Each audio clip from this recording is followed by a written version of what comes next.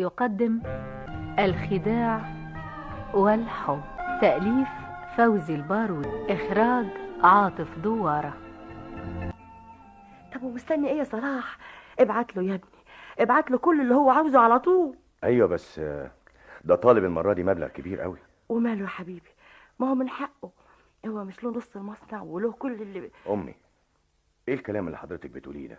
معلش يا صلاح، ما تزعلش يا ابني، اخوك برضه في غربة. انا ما اتاخرتش عنه ابدا، حتى لو ما كانش له اي نصيب في المصنع انا برضه ملزوم بمصاريفه. هانت يا ابني، هي مش دي برضه اخر سنة له؟ ايوه يا امي، المفروض كمان يكون خلص. تلاقيه عشان كده طالب المبلغ الكبير ده. الحقيقه انا مش فاهم.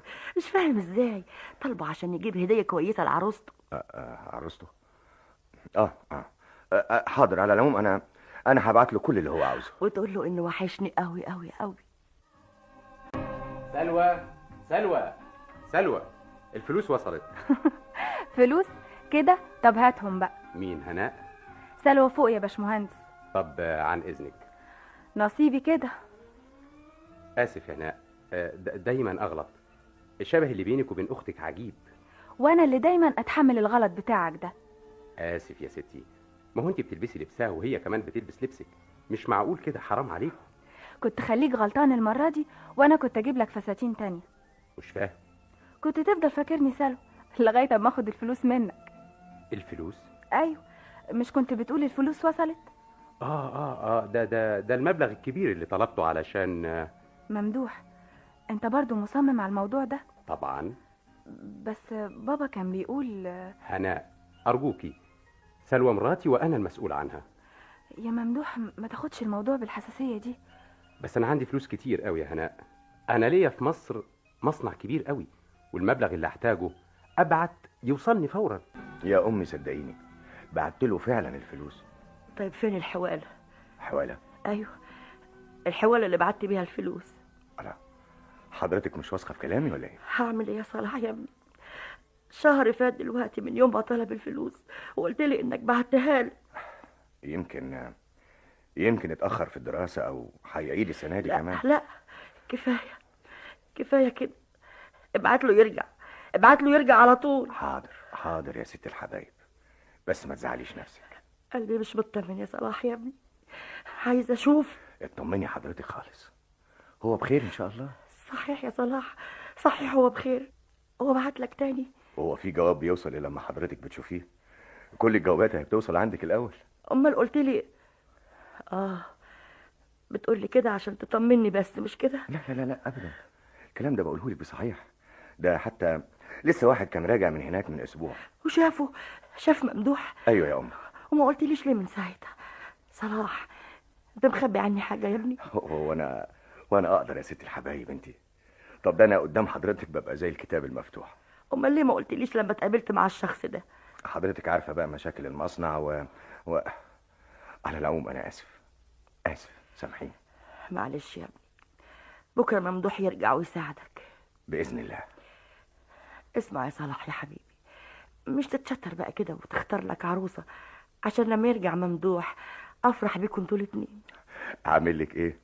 حضرتك اخترت الممدوح وانا لا. كان لازم يا ابني، ولا كنت عايزني اسيبه يسافر من غير ما اربطه؟ تربطيه؟ قصدي اشغله بواحده تستناه بدل ما واحده من بتوع بره تخطفه. طبعا اذن حضرتك بقى قبل ما حد يخطف مني الصفقه بتاع الشغل. عايز تهرب زي عوايدك مش كده؟ بعدين يا ست الحبايب. صلاح. نعم. ارجوكي انا براحتك يا ابني، انا عارفه مخك ناشف في الموضوع ده، لكن انا عاوزاك في حاجه تانية. تحت امرك يا ست الكل. الشخص اللي شاف ممدوح ده سامي؟ عايزه اشوفه يا ابني، عاوزاه يقول لي على كل حاجه، عايزاه يحكي لي عن ممدوح ابني. وصديقك ده ما قالكش حاجه تاني؟ ايه ما قاليش حاجه تانية؟ مش فاهم. يعني ايه مش فاهم؟ يعني ما عرفش حاجه تانية؟ ما عرفش حاجه عن ممدوح؟ بقول ايه، تكونش بنت كده من بلاد الافرنجه اللي بالك منهم؟ لا يا عم درويش. امال ايه؟ ممدوح من الناحيه دي ما يقدرش. تناسي يا اخي انه خاطب نبيله بنت خاله. ايه وده يمنع يا راجل؟ لا يمنع، انت بالشكل ده بتظلم ممدوح. انا اظلمه؟ قول فاهمه مش بظلمه، ده انا فاهمه كويس قوي. انا انكويت من ملاعيبه من صغره يا سيد، تقول لي مش فاهمه؟ ده انا فاهمه قوي. ايوه الكلام ده لما كان صغير وكان طيش شباب. ايه ولما كبر بقت توجع، ما قلبه ما حصلتش في الدنيا. نسيت قبل سفره عمل فيا ايه؟ طب ده انا خلينا دلوقتي في المشكله. اتصرف ازاي يا عم درويش؟ ايه ويعني الصلاحيه دي مشكله المشاكل؟ هو الحقيقه في حاجه بسيطه ممكن انا اتصرف فيها. امم امي طالبه تقابل سامي يعني. مين؟ سامي مين؟ يا اخي صديقي اللي انا قلت لك عليه انه كان راجع من هناك. اه غلطت وقلت الكلام ده قدامها انه شاف ممدوح وبخير وطلبت انها تقابله. طبعا ما قدرتش انا. ما قدرتش ايه؟ ما قدرش اخليها تقابله. وطبعا ما اقدرش عشان ما تعرفش انه خلص دراسته ومش عايز يرجع. طب ايه رايك بقى هيرجع؟ ازاي بقى؟ من غير ازاي، الحل بسيط. طب اتكلم، ايه هو الحل؟ لا يا ممدوح يا ابني، ده مش حل. ليه يا عمي؟ ليه ازاي يا ابني؟ انا شخصيا مش موافق. تقصد ايه حضرتك؟ ارجوك ما تنفعلش، خليني اوضح كلامي لو سمحت. اسف يا عمي، اتفضل. انت خلصت دراستك والمفروض انك ترجع لبلدك واهلك. انا خلاص لقيت شغل هنا يا عمي. ليه؟ حضرتك عارف صحة سلوى؟ الدكتور طمني على صحتها يا ابني، والحمد لله العملية نجحت والفضل ليك. بس لازم تفضل هنا، دي محتاجة لسه لعلاج. انا سألت في الموضوع ده، الدكتور موريس فهمني ان له زملاء من الاطباء المصريين يعرفهم وعندهم كفاءة ما تقلش ابدا عن اعظم الاطباء هنا. برضه نستنى شوية يا عمي. يا ابني اذا كنت فاكر اني مش هوافق على سفرك انت وسلوى فتأكد يا ابني اني مش هعارض. يا عمي انا مقدر وعارف شعور حضرتك، لكن انا خلاص قررت اشتغل هنا. ومصنعك، انت فهمتني يا ابني ان ليك مصنع كبير في مصر. ايوه يا عمي دي حقيقة، واخويا الكبير صلاح شريكي فيه. وهو اللي بيديره؟ ايوه. والست الوالدة؟ امي. ايوه. وبقيت اسرتك اظن ما يعرفوش انك اتجوزت. اصل انا يا عمي انا كنت فاكر اني هرجع انا وسلوى، وكنت عاوز افاجئهم. ده انا كنت فاكر حاجة تانية. حاجة ايه يا عمي؟ ممدوح اسمعني كويس يا ابني، انا هقول لك على كل حاجة. حضرتك تقصد ايه يا عمي؟ هقول لك ايه، اتسرعت ووافقت على جوازك من سلوى بنتي. في ايه يا عمي؟ انا يا ابني هقول لك الحقيقة كلها. اسف يا عمي، بس حضرتك يعني تذكر ان ما خبيتش عليك حالة سلوى الصحية. ارجوك يا ممدوح سيبني اوضح اللي عاوز اقوله لك. اسف يا عمي بس حضرتك ما تتسرعش يا ابني. رغم انك عارف مرض سلوى بنتي، انت اتمسكت بجوازك منها. يا عمي انا وسلوى بنحب بعض، وكان عندي ايمان وامل وثقة ان الحب اللي بينا هيخليها تتغلب على المرض على العالم كله. ايوه يا ابني، بس انا كنت يائس خايف عليها. العملية كانت شبه مستحيلة. الحمد لله يا عمي، العملية نجحت وكل شيء بقى كويس قوي، مش كده يا عمي؟ الحمد لله يا ابني، اطمن. امال في ايه يا عمي بالظبط؟ ممدوح انا مش عارف انت فهمتني ولا لا. انا اصلي فكرت في الوضع الجديد. معنى كلام حضرتك كده يبقى فهمتني غلط يا ممدوح. يا ابني تأكد اني سعيد بجوازك من بنت سلوى. انت يا ممدوح ربنا بعتك سبب عشان بنت تعيش. لولا حبك لها ومساعدتك المادية مين عارف يا ابني كان حصل ايه. اسف يا عمي، لكن حضرتك تقصد ايه بان الوضع اتغير؟ لازم يا ابني اعمل حساب مستقبل وسعادة بنتي. انا تحت امرك، شوف ايه اللي يرضى حضرتك وانا مستعد. نصلح الخطأ اللي اتسرعت فيه. تقصد ايه حضرتك؟ لازم اسرتك توافق على جوازك من سلوى. امي يا عمي بتحبني وهتوافق. امال مش عاوز ترجع مصر ليه؟ ما تقوليش صحة سلوى.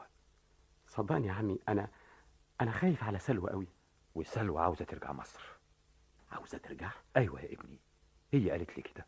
لكن انا افتكرت ان وجودها هنا مع حضرتك ومع هناء اختها هيسعدها. يا ممدوح زي ما انت عاوزها تكون سعيدة، هي كمان عاوزك تكون سعيد، ومش عاوزة تحرمك من بلدك واسرتك. بس يا عمي انا اسمع يا ممدوح، في سبب تاني يمنعك من السفر يا ابني؟ صارحني. سبب؟ أيوة، إذا كان في حاجة قول لي عليها، أنا برضو زي والدك. لا يا عمي، بس ارتباطي بالعمل هنا هيزودني خبرة. وأخوك ووالدتك يا ابني موافقين؟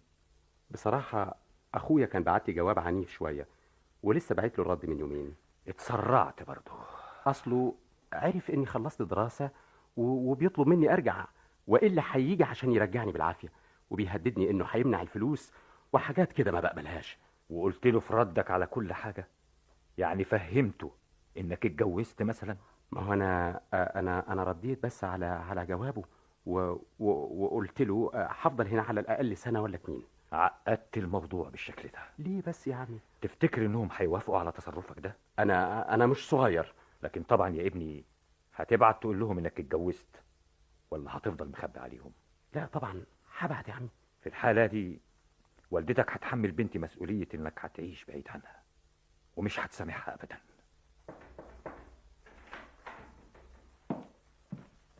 الاجتماع ده هينتهي امتى بقى؟ في حاجة يا هناء يا بنتي؟ سلوى بتسأل على ممدوح يا بابا. عن إذنك يا عمي. منتظرك تاني يا ممدوح. حاضر يا عمي. لازم نوصل لحل يا ابني. حاضر يا عمي. اقتنع بالسفر يا بابا؟ لازم يقتنع يا بنتي، هو ده الحل الوحيد لإنقاذ سلوى. اتفضل يا سي درويش، ادي الحل بتاعك. طبعا جاي. لا يا سيدي، ده بيتحداني. يتحداك؟ هل جرؤ؟ طب والحل؟ الحل سيبني افكر. انا ماسكك. ربنا ستر ان الجواب اللي بعتهولي ما شفتوش امي، اضطريت ان انا اقرا لها اي كلام. وجدتها؟ ايه مالك وجدتها؟ ايه هي يعني؟ اكتشفت قانون الجاذبيه يا خي. ايوه، هو فعلا قانون الجاذبيه. اسمع. نعم. انا رايح عند خالك الاستاذ سماعين؟ لا، انا هقابل نبيله. فهمت انت طالع لي. اسمع. نعم. انا انت ايه؟ بقول لك ايه، قول. ايه رايك اخلي نبيله تبعت له صورتها وجواب حب وتهديد؟ والله ما يستاهلها يا اخي. فكرك نبيله هتوافق؟ وليه لا؟ اعمل معروف يا صلاح يا ابني. يا امي حضرتك لو امرتيني اروح القمر هروح، لكن خلاص اسافر انا. اوعد حضرتك لو ما جاش قبل الشهر ده ما يخلص هسافر. وانت ترضى لي افضل في القلق ده يا ابني بقيت الشهر؟ حضرتك قلقانه ليه؟ انا مش قادر افهم. ما هو بقاله اكتر من 4 سنين بره. على عيني يا ابني. هانت يا ست الحبايب.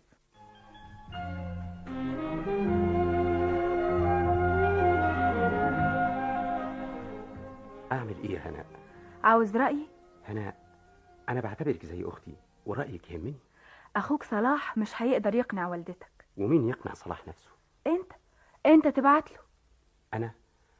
أنا لسه بعت له جواب شديد قبل ما والدك يتكلم معايا، وقلت له إني هفضل هنا. كان لازم تقول له السبب. أصل يا هناء ممدوح في حاجة؟ لا لا لا أبدا. أصلك ما تعرفيش صلاح ده صعب وشديد، ما كانش بيحميني منه غير والدتي، ودلوقتي هينتهز الفرصة طبعا. لا، طب ما تسافر انت لوحدك. أسافر لوحدي؟ تقنع والدتك وبعدين تبقى تيجي تاخد سلوى. لا لا لا لا يا هناء، لا. أنا أخاف لو والدتي تأثر عليا. أصلك ما تعرفيش والدتي، أنا بصراحة قدامها ما أقدرش أرفض لها طلب. دي بتحبني قوي. سلوى حالتها هتتحسن قوي لما تعرف انك راجع لأهلك وبلدك. أنا هناء مش عارف ليه مش موافقين إني أفضل هنا جنبكم. ايه في ايه عمي؟ حضرتك مش موافق ليه إني أشتغل هنا وأعيش مع سلوى؟ الافضل يا ابني انك تسافروا. خد سلوى وسافر. ليه بس يا عمي؟ ليه عايزين تبعدونا؟ انا بحاول اقنع فيه من الصبح يا بابا. كده؟ طب أنا هعرف الحقيقة من سلوى. ممدوح ارجوك يا ابني، سلوى بنتي مش لازم تعرف اننا... كمل يا عمي كمل، أرجوك صارحني يا عمي، أنا مش غريب. في إيه؟ طيب انا هقول لك على السبب. بابا سلوى مش لازم تعرف. توعدني يا ممدوح؟ أوعدك يا عمي، بس في إيه؟ وكمان لازم سلوى تسافر معايا يا بابا، لازم. أرجوكم في إيه بالظبط؟ انا مش هدخلك في تفاصيل كتيرة يا ابني. انت عارف ان انا كنت مدير شركة. كنت؟ شركة هيحصل لها عملية إدماج مع مجموعة شركات تانية. العملية دي كانوا بيرتبوا لها من فترة، أنا أهملت. أنا السبب. يعني حضرتك مش من ضمن الموظفين اللي المسألة أخطر من كده يا ممدوح. دول بيحملوا بابا مسؤولية التلاعب اللي حصل، وعايزيني أسيب حضرتك في الحالة دي. حالة ايه يا ممدوح؟ دي أزمة يا ابني وعارضة. احنا هنقدر نتصرف، لكن سلوى انت عارف قلبها. أرجوك يا ممدوح تاخد سلوى وتسافر. سلوى مش لازم تعرف. ازاي أتخلى عنكم؟ يا ممدوح يا ابني، الحالة مش زي ما انت متصور. أنا ليا خبرتي وأمانتي وسمعتي، وتأكد إن شركات كتيرة هترحب بيا. ثم ما تنساش إن أنا كمان بشتغل ومرتبي كويس. وأنا كمان اتعاقدت على مرتب كويس. أرجوكم ما تخلونيش أحس إني غريب. يا ابني لو في أي حاجة أو مش هنقدر نواجه الموقف كنا قلنا لك. أرجوك يا عم توافق، هنعيش كلنا سعداء مع بعض. طيب يا ممدوح، سيب لي فرصة أفكر. حاضر يا عم. مش عاوزك يا ابني تاخد أي إجراء إلا لما أقول لك. المفروض بقى إنه يبعت يقول لهم إنه اتجوز. طبعا لازم يبلغهم وفورا. ممدوح في إيه يا هناء؟ الجواب ده وصلك على الفندق. هو أنت ما بلغتهمش بالعنوان الجديد ولا إيه؟ أصل أنا كنت بمر عليهم في الفندق عشان عشان كده بقى الجواب وصلك من فترة واحتفظوا بيه. جواب؟ أيوة، أنا كنت هناك بوصل وفد جاي يشتري حاجات من الشركة. هناء، إزاي بتروح الفندق؟ تقصد إيه يا ممدوح؟ لا ولا حاجة هناء. أنا آسف. اتفضل الجواب أهو. لولا موظف الاستقبال افتكرني سلوى. أنا آسف يا هناء، أرجوكي ما تزعليش. أنا عارفة الظروف اللي أنت بتمر بيها وعشان كده هسامحك. أنا مش عارف أكتب أقول لهم إيه، مش فاهم. أنا أقولك تبعت صورة لسلوى وتقول لهم دي حبيبتي اللي اخترتها واتجوزتها وهنجيلكم قريب. هو عمي لسه ما فكرش؟ ده لسه ما مرش إلا يوم واحد يا ممدوح. حاضر يا هناء، أنا هنفذ اقتراحك وأبعت صورة سلوى. طب مش تفتح الجواب اللي وصلك ده؟ الظاهر إن فيه صورة. صورة؟ طب بعدين. ليه يا ممدوح؟ عاوز أشوف والدتك. والدتي؟ أيوة، مش يمكن والدتك بعت صورتها؟ لا، والدتي ما بتحبش التصوير. يبقى أكيد أخوك صلاح، أكيد هو اللي بعت لك صورة. صلاح؟ صلاح هيبعت لي صورة؟ وهتحتار ليه بقى؟ ادي جواب اهو يا سيدي. هناء ما يصحش كده. الله. هناء، انا اسفه. هناء استني يا هناء. ايه ده يا خبر؟ دي صورة نبيلة. وايه الكلام العاطفي ده؟ الحمد لله اللي هناء ما شفتهاش. لكن هناء عاقلة قوي. ايوه هناء عاقلة. المهم سلوى ما تشوفهاش. معلش يا نبيلة، لازم اكتب لك جواب انت كمان. من حقك اعتذر لك. نيالك يا باشمهندس. على ايه يا عم درويش؟ هتسافر لبلاد الفرنجة يا عم وهتستمتع. عم درويش. عم صلاح، انا برضو العم درويش.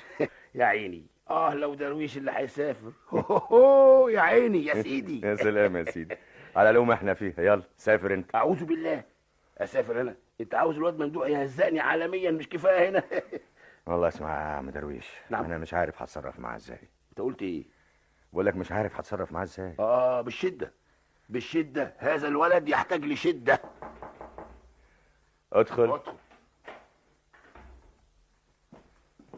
الجواب ده وصل لسيادتك يا فندم. اديه الخليل يا فندم. ده جواب شخصي يا فندم. كده؟ طب هات. اتفضل يا فندم. روح انت يا عم عثمان. حاضر يا فندم. عجيب. مالك يا باشمهندس؟ ده جواب من ممدوح. طيب وايه العجيب في كده؟ انه يبعته لي على المصنع. نعم. كل السنين اللي فاتت دي كانت جواباته بتوصل للبيت. طب وايه يعني؟ طب استنى ما تفتحش الجواب الا لما اخرج. ايه بس تعالى هنا، رايح فين؟ في ايه؟ في يمكن ملعوب من الملعون، ملعوب من الملاعيب، وانت هتقول لي في ايه؟ لا انت فكرتك ايه؟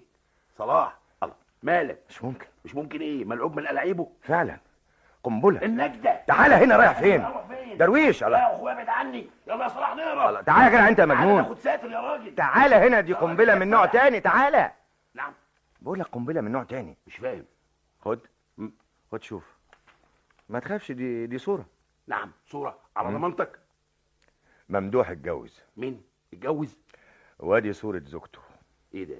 من بلاد الفرنجه؟ وريني هات.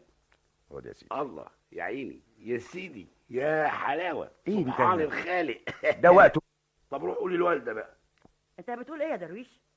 ايه الكلام الفارغ ده؟ اهدي بس يا ست الحاجه، اهدي. ادي الصوره. صورة؟ فين صلاح؟ صلاح خايف من مواجهه حضرتك. كان عنده حق صلاح، انا السبب في دلع ممدوح. والله يا ست الحاجه انا كنت عايز اسمع، اقول يعني. نعم. انا عايزه صلاح حالا. عاوزه ايه يا ست الحاجه؟ بس عايزه ايه؟ انا موجود بقى وصدقني. ابني اللي ربيته وما تاخرتش عنه في اي حاجه، يخلفني انا ويخرج عن طوعي. يا ست الحاجه دي اسمه لا. ونصيب. لا يا درويش، ممدوح لازم يطلق البنت دي حالا ويرجع. اهدي اهدي بس يا ست الحاجه، اهدي شويه كده، مفيش داعي للانفعال، الموقف ممكن يتعالج. هي لازم فاكره انه وارث، تلاقيه قال لها ان له نص المصنع. ما هو دي حقيقه يا ست الحاجه. لا، هتشوف. المصنع باسمي انا. باسم حضرتك؟ ايوه باسمي. المرحوم كتبه لي اول ما انشأه ومرضيش يغير العقد. وهو سي ممدوح يعرف؟ لا، ممدوح طول عمره مشغول، صلاح هو اللي يعرف. بس يا ست الحاجه يعني بقول مش معقول يعني. انا لازم احافظ على المصنع اللي المرحوم تعب فيه، وصلاح كمان انا عارفه انه قلقان على الحكايه دي. ست الحاجه، لو اقنعنا الباشمهندس ممدوح يعيش هنا وما يضيعش يعني نصيبه في المصنع، يبقى تقصد ايه يا درويش؟ يعني بلاش تهديده بموضوع المصنع ده، ووافقي حضرتك على انه يجيب مراته ويجي يعيش معاكم هنا. واخويا اسماعيل وبنته نبيله اللي مستنياه. هو في الحقيقه يعني كده يا ممدوح، كده يا ابني، عايز تحرجني مع اخويا؟ يا ست الحاجه موضوع الجواز ده اصلا يعني ايه؟ انا ماليش راي يا درويش ولا ما ايه؟ قلناش كده يا استهانم. بصراحه ممدوح عرف يختار، وكمان عروسته مصريه 100%، مش من بنات الفرنجه. ونبيله مالها؟ نبيله جميله ومتعلمه. طب ده لو لف الدنيا كلها مش هيلاقي. بسيطه يا ست الحاجه، بسيطه. انت بتقول ايه يا درويش؟ طب ده اخويا الاستاذ اسماعيل مش هيعارض. ازاي بس يا درويش؟ انت ما تعرفش اسماعيل اخويا. عارفه اكتر منك ومتاكد انه هيوافق، بس صلاح يوافق. انا مش فاهمه، صلاح دخله ايه؟ شوف يا ست الحاجه، صلاح يتجوز نبيله. ايه؟ من غير ايه؟ صلاح ما اتجوزش لغايه دلوقتي، صح كده؟ نبيله مش هتطلع بره العيله ابدا. درويش؟ نعم. والله فكره يا درويش. وايه رايك؟ فكره استاهل الحلاوه عليها ولا لا يا ست الحاجه؟ تستاهل بصحيح، بس لو تم الموضوع ده. هيتم باذن الله يا حاج، هيتم، قول ان شاء الله. المهم موافقه وبركه ورضا حضرتك. منك يا درويش انت. خلاص يا استهانم. انا خدت حلاوتي. امال يا سلام، سلم. وحشاني الضحكه دي قوي من زمان يا استهانم. اضحكي كمان، اضحكي. انا قلبي هيضحك صحيح يا درويش لما الاقي ولادي جنبي ومتهنين. الولد ممدوح برضه هنهدده عشان يجي. ايوه، لازم يعرف انه مش هيطول مني ولا مليل ما كانش يجي. ومعاه عروسته انا عارف. اما اشوف حكايه نبيله وصلاح الاول، واذا تمت انا موافقه. اتصرف ازاي دلوقتي؟ لازم اساعدهم، لكن معنى كده اني اسافر ومش عارف هناك المسألة هتاخد وقت قد ايه. خايف اتأخر ويمكن تحصل المصيبة التانية هنا، هيفتكروني هربت. لا لا لا لا، مش ممكن مش ممكن. ممدوح. هناء، اتفضلي. ايه، هتفضل حابس نفسك بالشكل ده؟ لا لا لا ابدا، انا كنت بفكر اتصرف ازاي. في ايه يا ممدوح؟ في الوضع الجديد طبعا. نصيبنا كده. ارجوكي ارجوكي يا هناء، انا مهما حصل مش ممكن اتخلى عنكم. وانت ذنبك ايه بس؟ كفايه الصدمه اللي خدتها. يعني اهرب واسيبكم يا هناء؟ بابا بيقول انه هيتصرف قبل المحاكمه. وانا كمان هتصرف. هتعمل ايه يا ممدوح؟ هسافر وابيع نصيبي في المصنع. المبلغ ممكن يكفي الدين المطلوب يا هناء. انت هتعمل كده يا ممدوح بعد؟ ارجوكي يا هناء، ارجوكي ثقي فيا وخلي عندك امل. كفايه اللي والدك فيه. صلاح في ايه يا ماما؟ خير؟ في ايه؟ ممدوح جاي؟ التلغراف اهو. أصل الأربعاء على رحلة الطائرة 915. الحمد لله، هشوف ابني. القدر ده عجيب جدا. سوري يا امي، انا لسه حاجز التذاكر النهارده وكنت هسافر يوم السبت. خلاص ممدوح جاي، ابني جاي يا صلاح. مبروك. بس افرضي انه جاب عروسته معاه. مش معقول، انا متاكده ان ابني عاقل وعارف غلطته. خساره. ايه بتقول؟ خساره انه عاقل وصلح غلطته؟ لا لا لا، انا قصدي اقول ان البنت دي باين عليها كويسه. كلام ايه ده يا صلاح يا ابني؟ هو انت تعرفها؟ الانسان ممكن يتعرف من نظره العينين، وعينيها يا امي. انا صلاح يا بابا أرجوك. يا بنتي أنا لازم أتصرف، مش مهم أي حاجة، أنا هعوض كل شيء. يا بابا أنا مش بعترض، أنا عاوزة بس حضرتك تنتظر شوية. أنتي صدقتي ممدوح؟ أيوة يا بابا، ممدوح هينفذ الوعد دي. ممكن، بس أسرته مش ممكن توافق. أنا واثقة إن ممدوح هينجح. طب ليه يعمل كده؟ وفاء وشرف يا بابا، ممدوح مصري، وحضرتك قبل كده علمتنا إن المصري دايما كريم ومش ممكن يسيب أي حد في ضيق، وبيحافظ دايما على كلمته. دي أخلاق كل العرب يا بنتي. خلاص يا بابا، اطمن حضرتك بقى. هو هيوصل امتى يا بابا؟ الساعة دلوقتي في مصر تبقى 6 مساء، هو هيوصل الساعة 8، يبقى بعد ساعتين. نفسي أزور مصر يا بابا. بإذن الله يا هناء يا بنتي، أول ما نخلص من الأزمة دي هنرجع مصر على طول.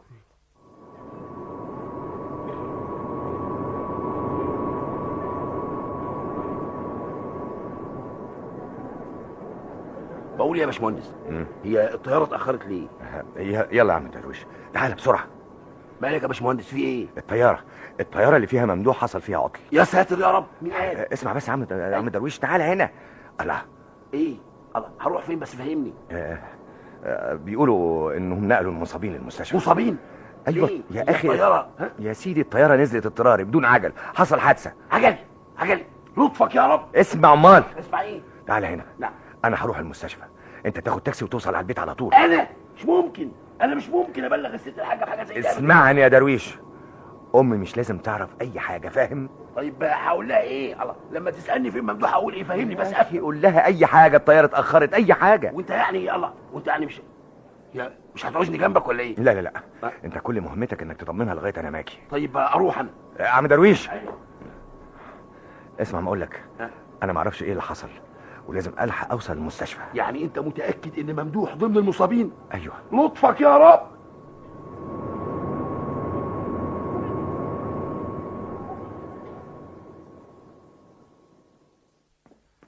اعملي معروف يا ست الحاجه، على مهلك شويه. ابني فين ابني؟ اتكلم يا درويش، ابني جرى له ايه؟ الباشمهندس صلاح هناك اهو. طيب. امي، انت ايه اللي جابك؟ فين ممدوح؟ فين ابني يا صلاح؟ بس اهدي، ممدوح بخير، هيطلع من اوضه العمليات دلوقتي. عمليات ايه؟ ليه؟ هو جرى له ايه يا ابني؟ حبيب امك يا ضناي. يا امي اطمني، كل الاصابات بسيطه. ليه كده يا ربي؟ انا مستنيه اشوفه من سنين، مستنيه اليوم اللي هشوفه فيه. بسيطه باذن الله يا ست الحاجه، بسيطه. اهدي بس. اتفضلي استريحي هنا. استريح ازاي يا ابني؟ انا لازم اشوف ممدوح. ايوه حالا، الاوضه اللي هيجيبوه منها قدام حضرتك. طمني بس شويه. استر يا رب. استر يا رب. لا اله الا الله. استر. باشمهندس صلاح، انا انت ايه، ما كنتش قادر تمسك لسانك؟ انا لازم اوضح موقفي يا استاذ صلاح. انا مش قايل لك ما تقولهاش؟ انا ما قلتلهاش يا صلاح يا ابني. هو انا لحقت اقول حاجه؟ انا يا دوب وصلت بالتاكسي قرب بيتكم، لقيتها بتجري في الشارع وهي في حاله غير طبيعيه، بتشاور لكل عربيه عشان تقف. امال مين اللي قال لها؟ سالتها، قالت لي انها اتصلت بالمطار وبلغوها بالحادث. صدمه شديده. الحمد لله انها وصلت يا صلاح، دي كانت واقفه وسط الشارع وكان ممكن يحصل لها حاجه لا قدر الله. انا اسف قوي يا عم درويش، انا فعلا ظلمتك. معلش، انا طول السكه مقدر انك هتظن كده، لكن الحمد لله مش اصابه ممدوح، بسيطه. ربنا يستر. تصور يا عم درويش، مندوب شركه طيران قال لك ايه؟ قال لي على كل اللي حصل. لولا تسرع ممدوح ما كانتش اصابته بقت كده. المقدر والمكتوب يا استاذ صلاح. كل الركاب اصابتهم بسيطه لانهم نفذوا تعليمات الطيار، لكن ممدوح اتسرع وحاول ينط. سليمه باذن الله، سليمه. يا ست هانم ارجوكي، ما فيش داعي.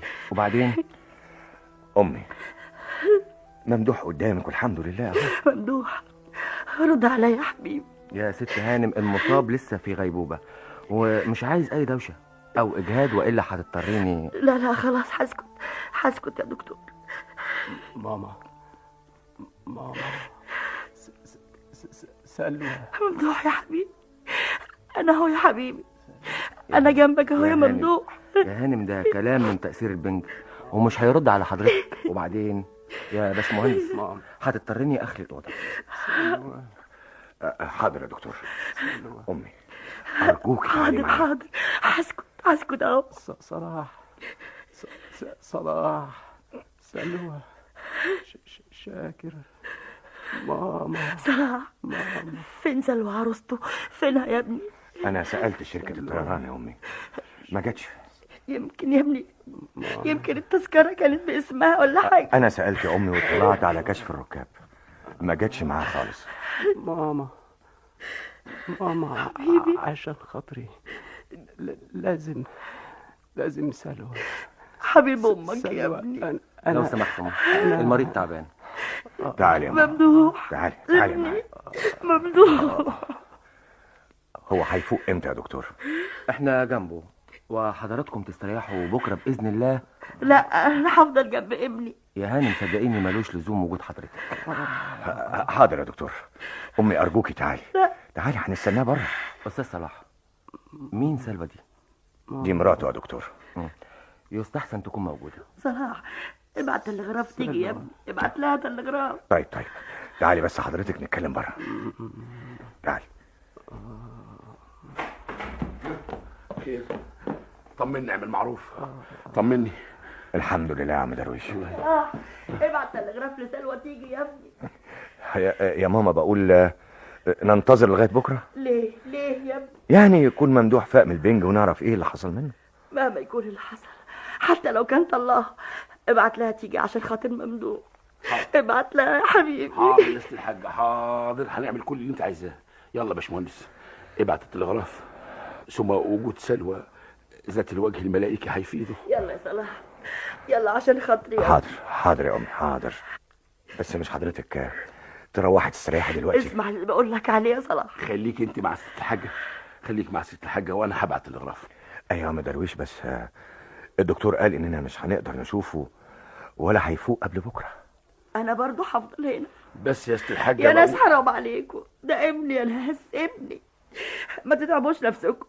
انا هفضل هنا، يعني هفضل يا امي ما يصحش كده، هتفضلي طول الليل بالشكل ده. صلاح يا ابني، تفتكر وجودي في البيت هيريحني؟ ايوه بس على الاقل يعني انا هنا جنبه هكون مطمنه ومستريحه.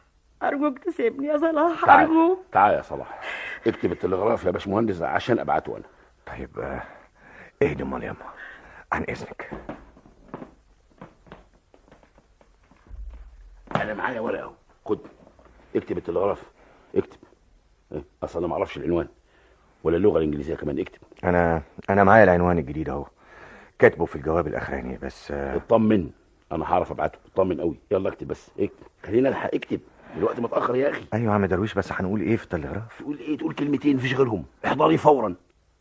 طيب التوقيع يعني هيكون باسم مين؟ مش واضحه دي؟ يعني ايه التوقيع؟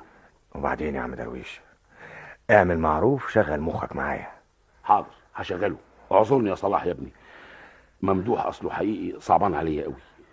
انا قصدي يا عم درويش التلغراف اللي هنبعته يبقى باسم مين اللي بعته؟ باسمي انا ولا باسم ممدوح؟ فهمت. انت هتقول لها على الحادث، وهو ده اللي محيرني، خايف تنزعج ولا حاجه. يبقى نبعته باسم ممدوح. طب افرض ان في خلاف حصل بينهم، هيبقى التلغراف ده من غير معنى. طيب ولو بعته باسمك يبقى لازم تقول لها على الحادث، مش كده ولا ايه؟ عشان تقتنع وتيجي مهما كانت الظروف. مهما كانت الظروف. امال اسمع يا مدرويش. أيوه. انا هبعت التلغراف باسم ممدوح وهقول لها. هناء. نعم يا بابا. تعالي يا بنتي قربي، فهميني ايه معناته اللي مكتوب ده. في ايه يا بابا؟ في ايه في الورقه دي؟ ده تلغراف وصل من ممدوح. اوام كده؟ وريني يا بابا. خد يا بنتي وسمعيني، انا مش فاهم يقصد ايه. يمكن الترجمه خطأ بس. ايه ده؟ فاهمة حاجة؟ ده بيقول سلوى، معذرة لكل ما حدث، أرجوك الحضور بسرعة مهما كانت الظروف. زوجك ممدوح. هو هناء يا بنتي كان طبيعي لما سافر؟ قصد حضرتك انه ده التفسير الوحيد للكلام اللي مكتوب ده. بس يا بابا مش معقول، مش معقول. ما هو ازاي بعد الكلام ده وهو عارف كان بيحب المرحوم قوي يا بابا.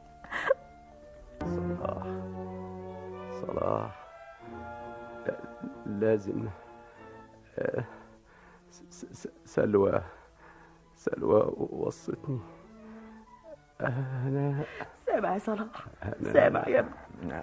ايوه سامع يا امي، بس يقصد ايه؟ يقصد انك تجيب له مراته. لازم يا صلاح. ايوه انا بعت التلغراف. لازم ارجع. انا جاي. لو سمحتم. في ايه يا دكتور؟ ارجوكم تفضوا الاوضه بسرعه بسرعه يا انسه. هاتي حقنه كورامين. طيب يلا يا امي تعالي معايا.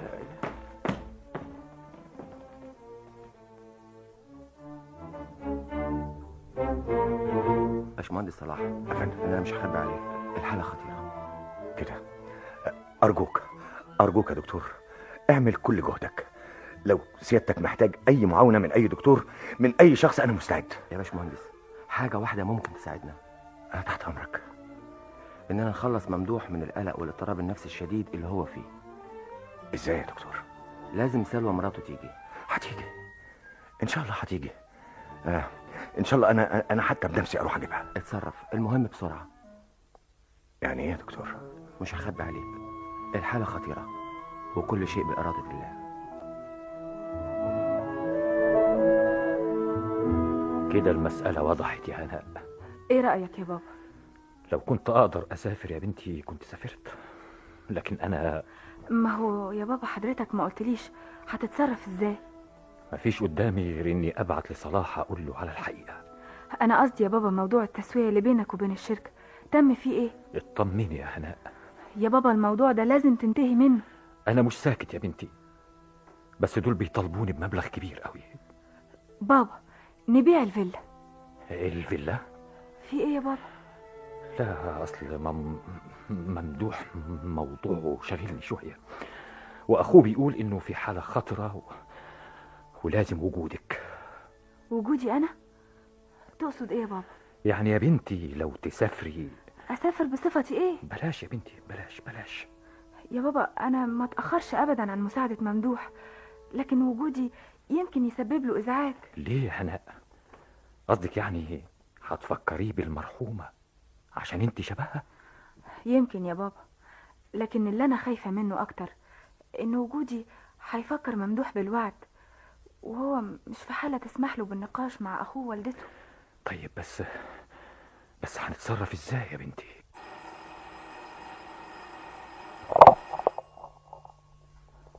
Yes.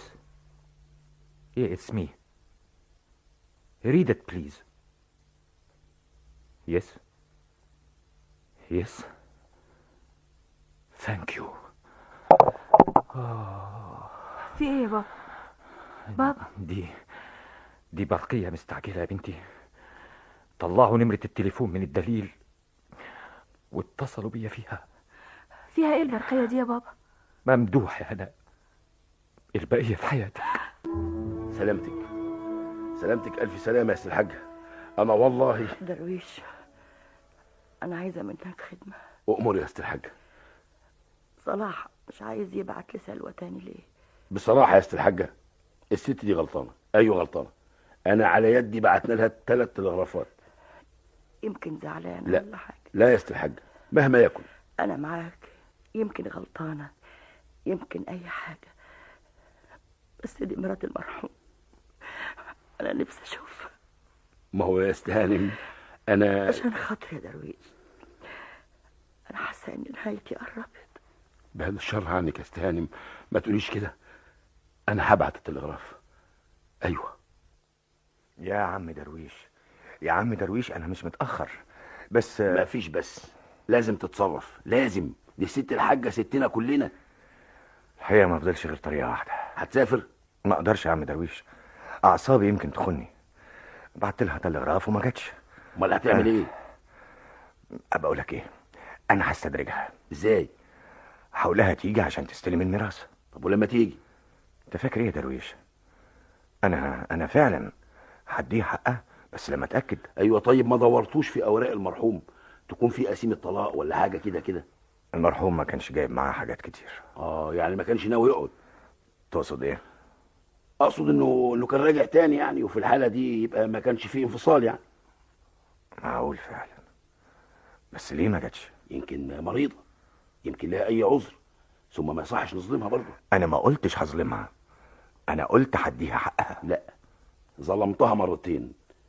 المره الاولى لما اتجه تفكيرك الى انها ماديه ومش هتيجي الا لما تلوح لها بالفلوس. حصل يا عم درويش، اصلك ما سمعتش الدكتور وهو بيقول انه في حاجه كانت تعباه، وان وجود سلوى اللي كان دايما بيردد اسمها يمكن يساعد. انت مؤمن يا باشمهندس؟ الحمد لله. لكن انت عاوز ايه دلوقتي؟ تبعت جواب او تلغراف تقول لها فيه الحقيقه، وان الست الحاجه عاوزه تشوفها، وانكم بتعتبروها منكم، وان لو في اي مانع انك مستعد للحضور للتفاهم. هسافر بعد اذنك يا بابا. بصفتك مين يا بنتي؟ بصفتي سلوى يا بابا. ليه بس يا بنتي؟ لاني مش ممكن اصدمهم، انا اللي غلطانه. لو كنا بعتنا قلنا لهم في البدايه قبل ممدوح. بس يا هناء، بس يا بنتي، دلوقتي مش ممكن نصدمهم. هناء، انت عارفه تصرفك ده ممكن يتفسر تفسير تاني. تقصد الميراث يا بابا؟ ايوه يا بنتي. وماله يا بابا؟ ما انا هاخد الميراث طبعا. انت بتقولي ايه يا هناء؟ يا بابا دي كانت رغبه ممدوح، انا لسه فاكره كلامه. هناء، انا وعدت سلوى ولازم اوفي بوعدي. ايوه يا بنتي، ايوه، ممدوح هو اللي وعد، وشيء اقوى منه اللي يحله من الوعد ده. بس روحهم الاتنين فوقينا يا بابا، ما يرضيهاش اللي بيحصل لك ده، لانك فعلا مظلوم. يا بنتي انا ثبت اهمالي، وعشان كده هدفع الغرامه والتعويض. كل انسان بيغلط، وغلط حضرتك كان عشان ذمتك نظيفه. ازاي تشك في النائب بتاعك؟ متشكر يا هناء يا بنتي، بس انا هتصرف. ما تخبيش عليا يا بابا، انا عرفت كل حاجه. عرفتي ايه؟ الفيلا حضرتك راهنها، والشركه اللي مرهونه عندها مش عاوزه تشتريها. ربنا موجود يا بنتي. يا بابا ربنا هو اللي خلى الست دي قلبها يرق وتطلب انها تشوفني. بس ده تزوير يا هناء. هنعتبره قرض في الاول على بال ما تتحسن الحاله، وبعدين نرده وتكون صحه الست دي كمان اتحسنت. يا هناء خايف يكشفوا المساله، موقفي يبقى. يا بابا ده حتى ممدوح كان بيتلخبط بينا. لا برضه مش موافق يا بنتي. اوعدك يا بابا ان الدين ده هيفضل في رقبتي لحد ما اموت. يا هناء انا اتسجن ولا انك ترتكبي جريمه زي دي بعد كده تندمي. فكري كويس يا هناء. يا بابا يعني اعمل ايه؟ انا ما اقدرش اشوفك. ربنا موجود يا بنتي. امي. ايوه صلاح، في ايه؟ جايه سلوى جايه؟ التلغراف اهو. هي اللي بعتها؟ لا ده والدها. بيقول تصل ابنتي على رحلة الطائرة 820 يوم السبت، أرجو انتظارها. التوقيع شاكر محمود. صلاح، صحيح مرات ابني جايه يا ست الحبايب. صلاح نادي عيشة بسرعة. في ايه؟ انت قايمه من على السرير ليه؟ انا خلاص خفيت يا صلاح. طيب بس استريحي، انا هناديلك عيشة. ايوه ناديها توضب اوضه ممدوح، عروسته جايه يا ابني. والله انا خايف ان العاطفه اللي عندك دي. يا صلاح دي مرات المرحوم، دي الريحه اللي باقيه منه، ويمكن يا ابني. ارجوك يا امي اهدي شويه. ليه لا؟ ليه ما يكونش ربنا هيعوضني في ممدوح؟ يمكن يكون ساب لنا امانه عند سلوى. ايوه بس خبر زي ده كان ممدوح لازم يقول لنا. ولا يا حبة عيني، حتى في اخر لحظه كان بيوصيني عليها. يا امي ارجوكي بلاش كده. عم درويش اهي هناك اهي. لمحتها. سبحان الله، وجهها مضيء وسط هذا الشال الاسود. يلا نستقبلها انا وانت.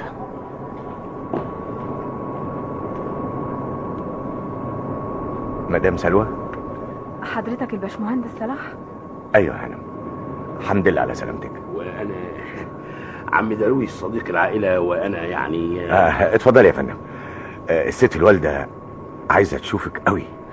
بس في حاجه لازم تعرفها يا باشمهندس. ممكن نتكلم في البيت؟ تأكدي يا مدام. باشمهندس صلاح، ارجوك ما تصعبش الامور عليا. اتفضلي في الكافيتيريا يعني، اتفضلي. قال لك ايه يا باشمهندس؟ الا ترى ان الجمال حزين. اتفضلي يا فندم. نشرب ليمون ولا قهوه وتقولي لي اللي حضرتك عاوزاه.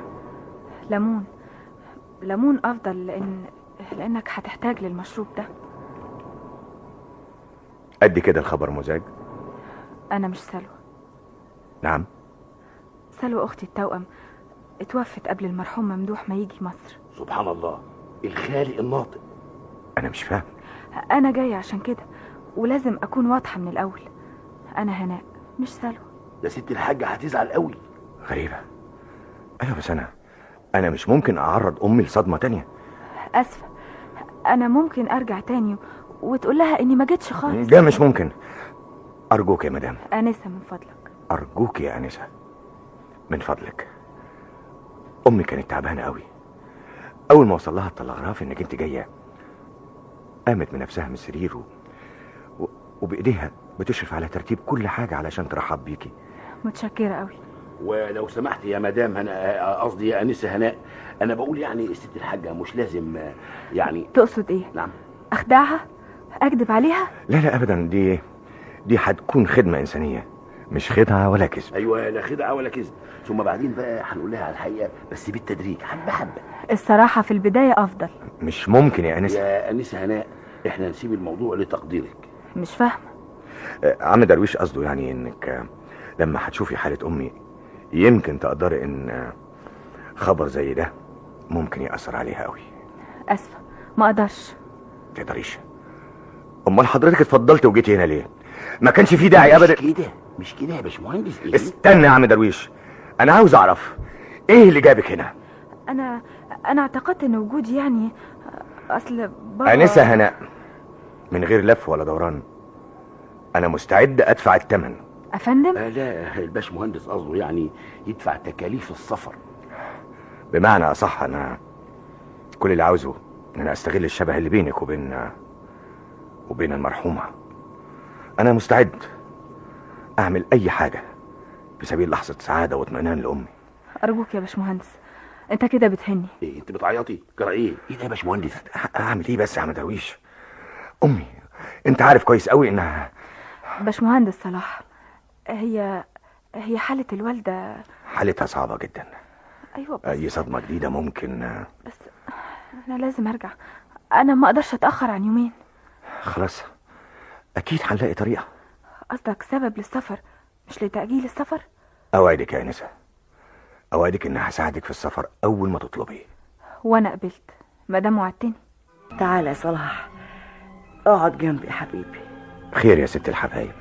الدكتور أسامة كان هنا وقال لي على حاجة عجيبة. في الحقيقة أصل والد مدام سلوى مريض وهي دي الظروف اللي كانت منعاها من الحضور، وهي لما جت يعني. مش هي دي الحقيقة يا صلاح.